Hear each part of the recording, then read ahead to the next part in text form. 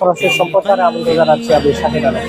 দর্শক, আমি এই মুহূর্তে অবস্থান করেছি সিলেটের হযরত শাহপরান রহমতুল্লাহ আলাইহির মাজারে, এবং আজকে সিলেটের হযরত শাহপরান রহমতুল্লাহ আলাইহির মাজারে ওরসের শেষ দিন, এবং বাৎসরিক ওরস প্রতি বছরই শুরু হয়। এবং এবারই কিন্তু আমরা দেখতে পাচ্ছি যে গতবার এবং এবার দুবারই অনেকটা শিরকি মুক্ত ওরস শুরু হয়েছে, এবং এই ওরস নিয়ে বিভিন্ন আলোচনা সমালোচনা হয়েছিল। সবকিছুর পরে অবশেষে দুদিন যাবৎ সেই উরুসটি চলছে। আজকে আমরা সরাসরি শেষ দিনের উরুসের পরিস্থিতি দেখার চেষ্টা করবো। অনেক থেকে আসসালামু আলাইকুম, আশা করি সবাই আল্লাহর রহমতে ভালো আছেন।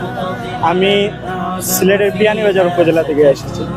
তো শুনলাম অনেক দিন থেকে আসার ইচ্ছে ছিল, তো আজ আসলাম, এসে আল্লাহর মকবুল করি, তো ওনার জিয়ারত করলাম। আর আশপাশ যে জায়গাগুলো আছে এগুলো আমরা ঘুরে ঘুরে দেখলাম। আলহামদুলিল্লাহ, অধিকাংশ ডিস্ট্রিক্ট থেকে আমাদের স্থানীয় মানুষও অনেক আছেন, এবং তাদের প্রশাসনের প্রোটোকলও আলহামদুলিল্লাহ রয়েছে যথার্থ। এবং তাছাড়া কমিটির যে দায়িত্ব পালন, আলহামদুলিল্লাহ খুব ভালোই চলছে কমিটির দায়িত্ব পালনটি। তো এই হিসাবে সুক্রিয়া জানাই কমিটির সকলকে, আর প্রশাসনকেও সুক্রিয়া জানাই, ধন্যবাদ জানাই। আর আপনারা যে মানুষকে দেখানোর জন্য যে লাইভ করতেছেন, আপনাদেরও ধন্যবাদ।